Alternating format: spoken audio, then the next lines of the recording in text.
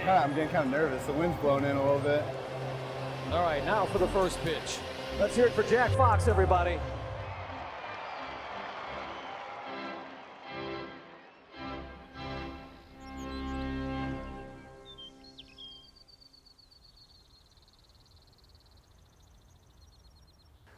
So basically, I would call this my childhood home. Yeah. I'd say I grew up here. Yeah, you did. We moved here when I was probably like 10 years old. Going into third grade. Yeah, going into third, yeah, 9 or 10 years old. Yeah. Yeah, what's the story behind this denim photo? That's when you were a baby and we lived in Dallas, and I dressed you and Dad up alike in your little jean jackets. Yeah. Yeah, it looked like Dad has a jean shirt and jean jacket. What do they call It was the 90s. The Canadian tuxedo? Yeah, it was totally the 90s. Yeah, and black hair. Yeah, it was before he was gray. Yeah. I was born in Dallas, moved to St. Louis when I was a baby. My parents are from St. Louis. Their parents are from St. Louis. I'm pretty sure their parents are from St. Louis, so we have roots in St. Louis that go back a really long way. I'm an only child. I was always close to my parents, and I always played sports. So without having siblings, I think playing sports obviously kept me active, but socially just gave me a bunch of people in my life that sounds cliche, but ended up being more like brothers than anything else. So sports were definitely a big part of my life, and obviously still are. Yeah, there's some good baseball shots up here too. Yeah, I always thought you'd be a baseball guy. I love baseball. I know. I remember when I was probably like 5 years old playing backyard baseball on the computer, the video game, and like waiting for Dad to come home, and I would go straight from backyard baseball to playing baseball, like basically in the backyard, I guess in the front yard. In the front yard, yeah. And he would take like a tennis racket and tennis balls and just hit him as high as he could in the street. In the street. And I would catch pop-ups that way. Mm-hmm. Yeah, yeah, baseball was, and every summer that's what we did. That was like my first thing I really loved. I wanted to be a professional baseball player more than anything else. I've always been a huge St. Louis Cardinal baseball fan. When I was younger, I wanted to be Albert Pujols. He was the best, my favorite athlete. There's a good chunk of my life from maybe when I was 5 years old to 12 years old where I'd watch or listen to every single game. 0-1 delivery. Here she comes. Swinging a high drive into left. Back goes to Craig. He's at the track. He has it, and the Cardinals are world champion for 2011. They came from nowhere to astound the baseball world. Yeah, the Cardinals radio guy was Mike Shannon. I think he did it for like over 50 years. He just retired last year. Yeah, his voice is amazing. Dan McLaughlin's the TV guy. And yeah, you hear those voices and it just brings back a million memories. And I was just so cued into every game that I get really upset when they lost too.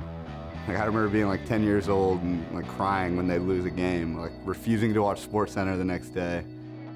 Yeah, we spent the entire summer traveling for baseball, playing baseball, going to all those tournaments.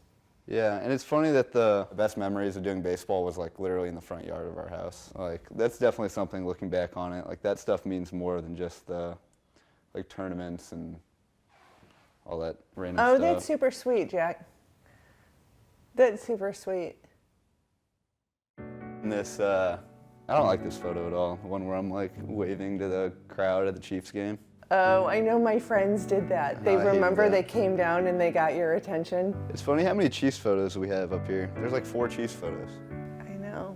Like that was like a month of my life. It wasn't even that much. I know, but I think we put so many up here because we didn't like realize that I would actually have a football career after the Chiefs. So like we just put it all No, up I there. don't think that at all. I just think we were super excited. I mean, it was a really exciting and sort of a hometown team, and those are really good photos.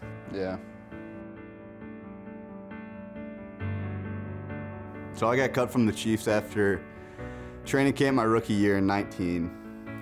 Yeah, probably like 2 months after I got signed back on the Chiefs on their practice squad for a week. Their punter was down with some sort of minor injury. He ended up playing in the game, but I ended up practicing for the Chiefs for that whole week. I took all the punts in practice.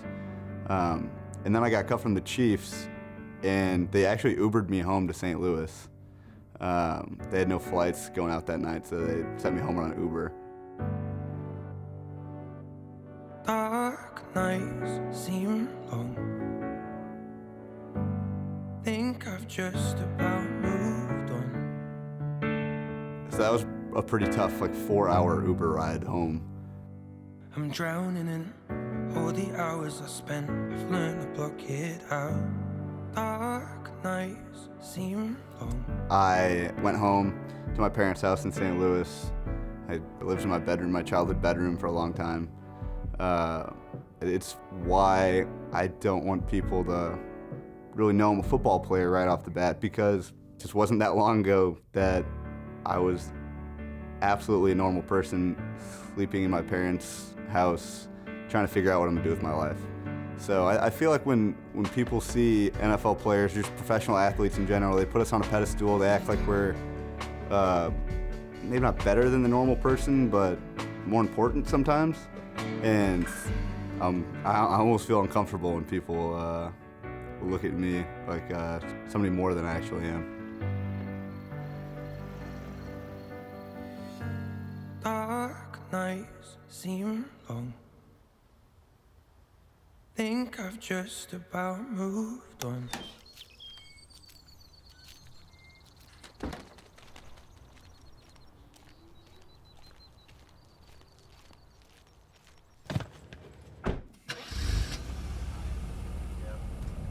Yeah, and I brought my ball shagger with me today. Hi, I'm the Shagger. How are you? Been doing this for years. My dad is super hardworking. I feel like he's somebody that's had to work for pretty much everything he's gotten. Let's see, he played football in high school, and he played in college. He went to Lake Forest College. He punted there too. So growing up, I kind of had been around punting just from my dad. He was never like super technical about it. Like, he showed me how to hold the ball and just kind of told me to kick it. It was never like putting me through drills, doing all this stuff. But yeah, I remember being in the front yard, being in the street and punting the ball to my dad. He definitely instilled my love of sports in me, and probably some hard work in there too. After I got cut from Kansas City, I really had nothing to do. Like, during the day, I was staying at my parents' house. Actually, my high school rival, this was their home field. So we played here like once a year in high school. This is our big rivalry game. This field's 5 minutes away, so I'd come up here and really just kick by myself a lot during the weekdays. My dad was at work, my friends were at work. Come up here, run around, kick, and really just like kind of pass time while feeling somewhat productive doing something. It's frustrating. You work out, you're trying to work out as hard as you can, but it's hard when you don't know when the opportunity is going to come. And after working out by yourself for 2 months, it's like, geez, I don't know if it's ever going to come. Obviously, I had a lot of doubts if I would make it. I don't really know what else I would do if I didn't play football, so that added pressure to the whole situation. I think something that kind of helped me, to reassure me, to get me through it was, you know, if I work as hard as I can and it doesn't work out, I'm not going to judge myself. I'm not going to judge myself as much based on the results of it, as much as I will if I give up. So that kind of always gave me some peace of mind that if it didn't work out, I could hang my hat on the fact that I worked pretty hard. You know, my goal every year is an 81-yard punt. Yep, funny story. 81 yards in Chicago with the wind. Same game, against the wind, 7 yards. I almost caught it. I just didn't do what the coach said. The coach said keep it low, and I didn't keep it low. I got it high because I thought, you know, I hit 81, I could hit another one. Yeah, you've been doing this a long time. You probably hopped a bunch of those fences over there too. Yeah. When I used to kick field goals, I used to bounce it at the track and then bounce over. As I got older, he would shag kicks and punts for me. He always jokes around about how he was probably the best 50-year-old fence hopper out there, just shagging the balls. Yeah, and I was always like kicking field goals. Like in middle school into high school, I kicked field goals, and then I feel like I started realizing I had more of a shot once I started punting. Yep. But I think that's when I first started thinking that there's a possibility. That the day that you got into Rice and we're going there, and well, it was not an easy feat either. I mean, you worked your tail off, and I don't know. I worked hard, but I got really lucky along the way. So I remember I got a call that I was gonna have a workout with the Lions, I guess the Monday after Thanksgiving, which is probably Wednesday before Thanksgiving. And I probably hadn't kicked in like a week or something. I was like, geez, I gotta hit some balls to be ready. So I just came out here by myself and hit a bunch of footballs. Yep. And I actually kicked really well. And I went into it just saying, I don't care what happens. I'm just gonna go out there and try to kick it as hard as I can. And it worked out. Yeah, that year off, you took advantage of it, that's for sure. After the Kansas City deal, I wasn't around for that. I mean, I was at home, but Yeah, you just came here by yourself. Yeah. And your hard work has sure paid off. One possession for each team, and here's Tariq Cohen. Back to return the punt, and Jack Fox, an undrafted rookie from Rice, with his first NFL punt. It's a good one. Hangs it high. Cohen backs up, takes it to the 24, and he is buried. So it's a 53-yard punt, and that's what he can do on special teams. So it's crazy. Everything moves very slowly, and then at the last minute, it happens, and it feels very quick. Like you can work at something for a long time, and it doesn't feel like you're getting anywhere, and then all of a sudden it happens. That's definitely something I've learned that will probably stay with me throughout my life. Yeah, this was our first game ball we used in my first game on the Lions. A freaking mule would always write the next team's initials on the laces of the ball so we could use it like on the sideline for the next game. And I remember specifically asking him not to write anything on this ball because I wanted it, and he still did it. And then he still made us use it the next game on the sideline before he gave it to me. That's so interesting. I didn't know that. So every time people see this, they're like, you didn't play Green Bay in the first game. Like, what do you mean that's the ball? That's funny. Yeah, it's just, obviously I love Mule, but he's kind of a psycho in the games. It's just like his way or the highway. It's funny. I call him Coach Muleback now. I guess Coach Don's funnier. That's funny. We have all these pictures of going to Michigan too in the summers. Oh, those were the best. It's funny how it worked out that I'm still in Michigan after like traveling there every summer. I know.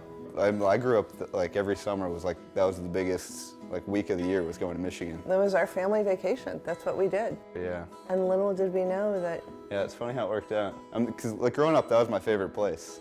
Was Michigan. And you and Dad used to play in the beach just nonstop. You went from throwing the football around to throwing the baseball around.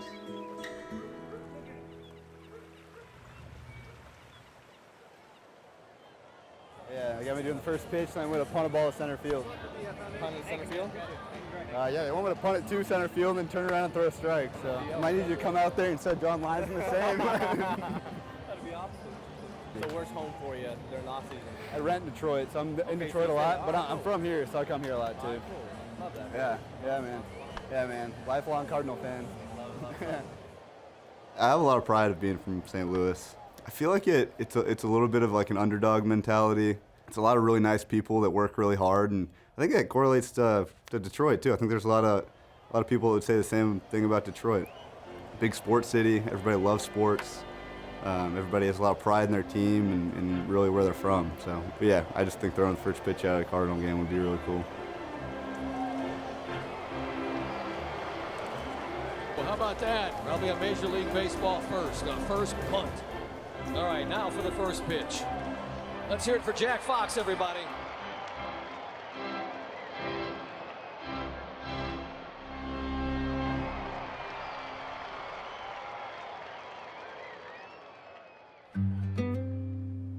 You got, a nice signing bonus, some good guarantees. Is there anything you're going to treat yourself to, knowing you've got, just a little bit of security? I don't know. Honestly, I don't have anything that's off my head. My car key actually broke, so I need to buy a new car key. I don't know how much that costs, but a couple $100 maybe. Off the top of my head, that's what I need right now. Playing football becomes more of an identity for people as they progress. High school is just something you do. College, you become more of a football player, and then if you play in the NFL, like that's your identity. I hope that somebody out there has seen me play football on TV and a light bulb's gone off in their head and they're like, oh shoot, that was the guy that rode my Uber last week, or that's the guy I met at some restaurant. And they had no idea I played football until they saw me on TV. So I've always thought that would be really cool. I don't know if that's ever happened, but I try to take pride in people meeting me not realizing that I play football. I try to be a normal guy, down to earth, just kind of your normal everyday person. I am Jack Fox.